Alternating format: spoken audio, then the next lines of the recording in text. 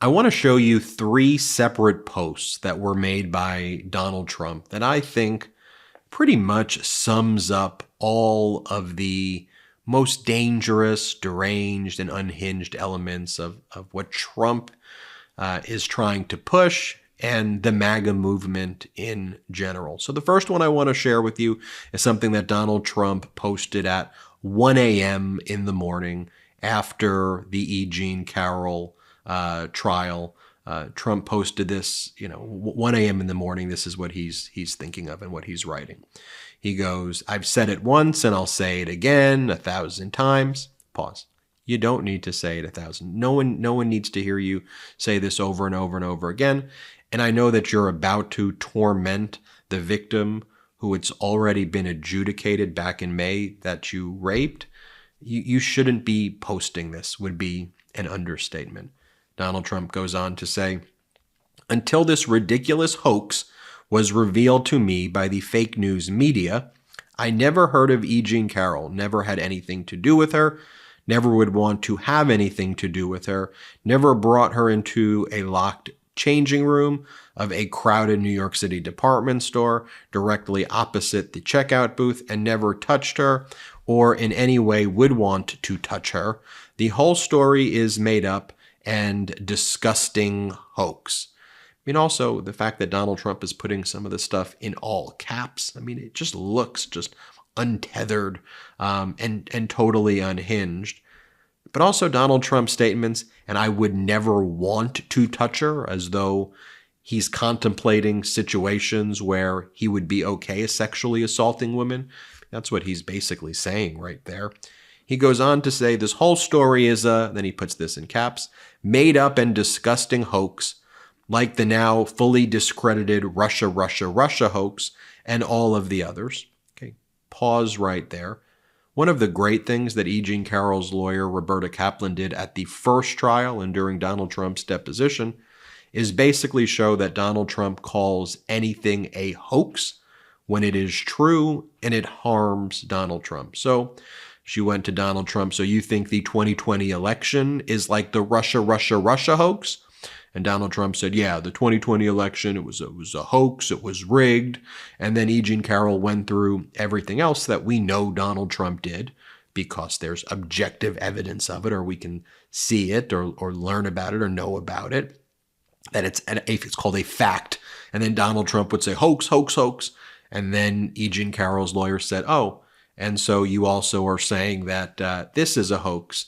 Your sexual assault on E. Jean Carroll, that's a hoax, just like Russia, and all of the things where people were actually prosecuted and pled guilty and there were real ramifications." And Donald Trump said, yes, that's a hoax also. But again, just think about how that's the language Donald Trump is using here. He goes, "This one is also conceived, funded, and carried out by Democrat political operatives like her lawyer, who I just beat in another scam case, Roberta Kaplan, Piglet Reed Hoffman, a major Democrat donor who is funding this witch hunt, or crazed George Conway, who lost his wonderful wife Kellyanne to another and has gone completely," and Donald Trump puts this in caps, "nuts."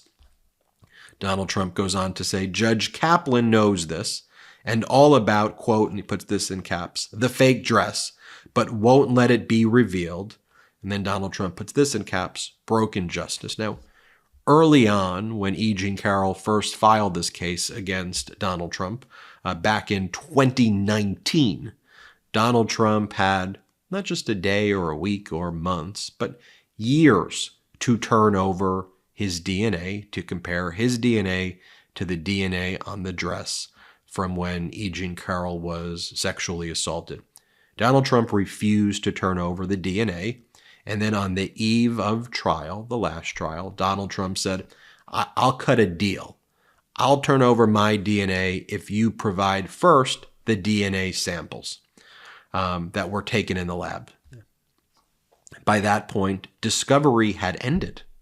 The deadlines had passed. There was no more exchanging of documents, discovery, DNA, but Trump had all the time in the world to do that. and simply did not provide it and turn it over during the time limits. Now, if he wants to blame Alina Habba for it or another lawyer, he can try to do that. But the bottom line is he had every opportunity to turn this over. And just you look at the language about calling someone like Reid Hoffman a piglet. I mean, that's the level of discourse of Donald Trump. I mean, it's calling someone a piglet. And everything that Donald Trump says is ultimately all projection and confession. And you got Donald Trump showing up to trial with like lesions, or I don't know if they were cold sores on his hand, like lesions or these strange cuts on his hands. It's very, very bizarre. But that's what Donald Trump posted at 1 a.m. At 1 a.m. What else did Donald Trump post? The following. And this looks completely normal. I'm being facetious there. This one's all in caps. And again, if you had a friend or coworker or colleague or neighbor who just wrote a message that looked like this about any topic, gardening, cooking, travel, fantasy football, just any topic at a movie review, you would be like, this person has completely gone off the deep end. This is like a crazy person. I mean, when you look at this, just the way it's written. Then you layer on that Donald Trump is writing like this to torment someone who a jury has found that he raped. That Donald Trump is writing like this about the fact that he claims that SEAL Team 6 could be ordered by him to kill his political opponent, and he should get absolute immunity for things that cross the line. Here's what Donald Trump's posting. He says that he should get immunity for events that cross the line so that he can have peace of mind. Hey, Midas Mighty. So a little while ago, we had the idea that we wanted to sell the best pro-democracy merchandise in the game for the Midas Touch network. And candidly, we had no idea where to even get started. That's why I'm so glad that we found Shopify. Shopify is the global commerce platform that helps you sell at every stage of your business, from the launch your online shop stage to the first real life store stage, all the way to the did we just hit 1 million order stage. Shopify's there to help you grow. Whether you're selling scented soap or offering outdoor outfits, Shopify helps you sell everywhere, from their all-in-one e-commerce platform to their in-person POS system. Wherever and whatever you're selling, Shopify's got you covered. Shopify helps you turn browsers into buyers with the internet's best converting checkout, 36% better on average compared to other leading commerce platforms, and sell more with less effort thanks to Shopify Magic, your AI-powered all-star. We use Shopify at store.MeidasTouch.com, and it has completely revolutionized our business. It allows us to easily manage our shop, view analytics, provide the best customer service, and streamline our entire online shopping experience from A to Z. We wouldn't be able to bring you all the products you know and love without Shopify, and we can't speak highly enough about it. Shopify powers 10% of all e-commerce in the US, and Shopify is the global force behind Allbirds and Rothy's and Brooklinen and millions of other entrepreneurs of every size across 175 countries. Plus, Shopify's award-winning help is there to support your success every step of the way, like they were there for us here on the Midas Touch Network. Because businesses that grow with Shopify, and we can attest to that. Sign up for a $1 per month trial period at shopify.com/Midas, all lowercase. Go to shopify.com/Midas to take your business to the next level today. Shopify.com/Midas. Let's read it. Donald Trump writes, "A president of the United States must have full immunity, without which it would be impossible for him/her to properly function. Any mistake, even if well-intended, would be met with almost certain indictment by the opposing party at term end. Even events that cross the line must fall under total immunity, or it will be years of trauma trying to determine good from bad. There must be certainty," he says. And then he goes on to blabber about other things. He's saying even if he crosses the line, like ordering SEAL Team 6 to kill a political opponent, He should have absolute immunity because it would cause him years of trauma. And it goes back to what we've been saying over and over and over again. This is like just one of the whiniest individuals as well, with just a loser mentality who just always wants to play the victim, right? In the E. Jean Carroll trial, where there's a real victim who Donald Trump was found by a jury to have raped, Donald Trump says he should be awarded damages for what she has put him through. It was a statement that Donald Trump made in a press conference after the first day of trial. Donald Trump saying that he needs the peace of mind. It will cause him trauma if he ordered the political assassination of his political opponent and then gets criminally prosecuted for that, that we should feel bad for him. I mean, again, that's why this is like the whiniest movement. It just is. What is this? MAGA. And this is what Donald Trump says here. I do not think, this is the third post. I said there were 3 posts in 12 hours that kind of sum it all up here in its ultimate grotesque fashion. Trump writes, I do not think we should do a border deal at all, unless we get everything needed to shut down the invasion of millions and millions of people, many from parts unknown, into our once great but soon to be great again country. Also, I have no doubt that the wonderful Speaker of the House, Mike Johnson, will only make a deal that is perfect on the border.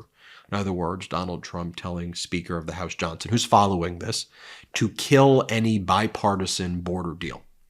And you have Democrats and Republicans working in the Senate to try to come up with a common sense solution, to try to address it, to try to reach a compromise, but to do something about the border. And you have Donald Trump, the same way he was saying that he wants the economy to crash. Donald Trump and the MAGA Republicans want there to be problems at the border so they could whine about it. The same way Donald Trump whines when he's in court, claiming he's the victim when his rape victim sues him. The same way Donald Trump whines that it would cause him trauma if he ordered a military assassination of his political rival. It would cause him all of this trauma. It is a constant cycle of MAGA whining, and it comes down to the fact that these are not serious people. I want serious discussion. And as you know from watching the Midas Touch network, as I said, this isn't an issue anymore about like progressives, liberals versus conservatives or Democrats versus Republicans. That's just not the paradigm that exists right now. It isn't. Right now, there's a group which I refer to as the pro-democracy community that is the majority of this country that just wants normalcy, that wants solutions, that wants to figure things out, get things done, and support and protect and defend our Constitution. We look at statements being made by Donald Trump saying that he should get immunity from things that go beyond the limits and events that exceed authority. He should get immunity for. And we look at that and we go, that's not law and order. That's not okay. And we may have disagreements. I mean, when you've got Adam Kinzinger, Liz Cheney, to everybody from, AOC. And it's a broad coalition of people who fundamentally are committed to normalcy, decency, getting things done. And we all look at this and we go, this is putrid. This is horrid. This is disgusting. So tell me what you think in the comments, because to me, this is about, we just got to come together as a nation under the pro-democracy banner. And we got to just eliminate this MAGA plague at the ballot box. We got to make sure that these people aren't elected. And then we could go back to disagreeing on different types of policies. But this MAGA thing is strange and dangerous. As I say, MAGA equals fascism plus idiocracy. MAGA equals fascism plus idiocracy. And thankfully, the idiocracy has far exceeded the ability for them to implement their fascist designs. But they're trying. They're incompetent, but they're trying. I'm Ben Meiselas from the Midas Touch Network. Hit subscribe. Let's get to 2 million subscribers this month. Thanks for watching and have a great day. Hey Midas Mighty, love this report? Continue the conversation by following us on Instagram @MeidasTouch to keep up with the most important news of the day. What are you waiting for? Follow us now.